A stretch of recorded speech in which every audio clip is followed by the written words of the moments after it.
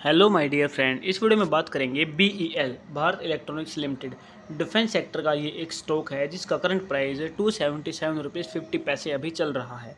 पिछले 6 महीने से इस स्टॉक में गिरावट जारी है।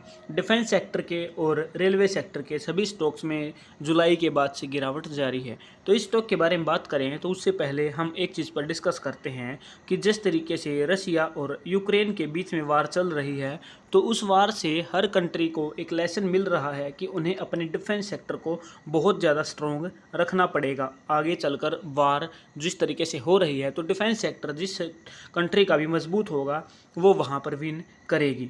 ठीक है, तो हमें क्या करना चाहिए? हमें अपने डिफेंस सेक्टर के ऊपर काम करना चाहिए। तो ये डिफेंस सेक्टर का स्टॉक है।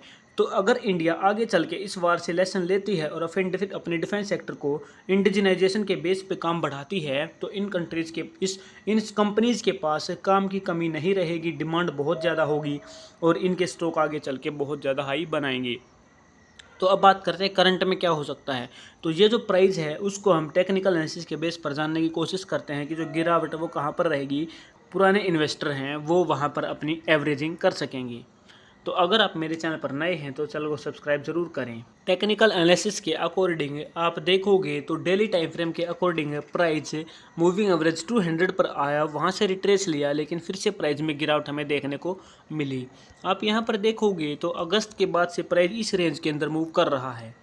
आप देखोगे तो यहाँ पे आपको प्राइस दिख रहा है। इस ट्रेंड लाइन को ब्रेकआउट दिया लेकिन रिट्रेस नहीं लिया, तो हमारी जो एंट्री थी ब्रेकआउट के बाद, एक रिट्रेस के बाद जो है बहुत ही सिक्योर एंट्री बनती है।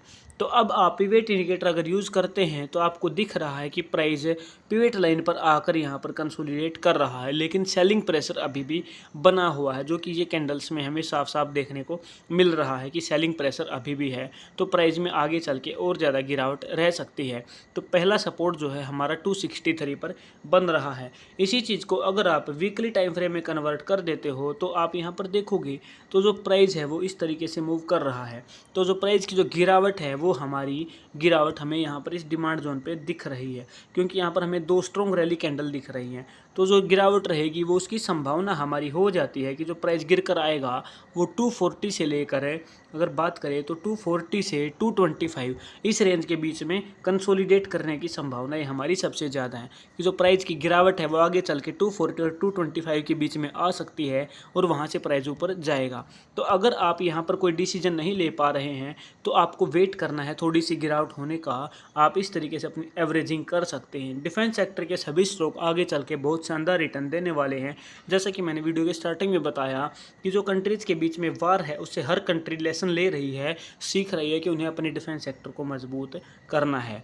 तो मुझे उम्मीद है वीडियो आपको पसंद आई है। वीडियो पसंद है वीडियो को लाइक करें और चैनल को सब्सक्राइब करना ना भूलें। Thank you very much.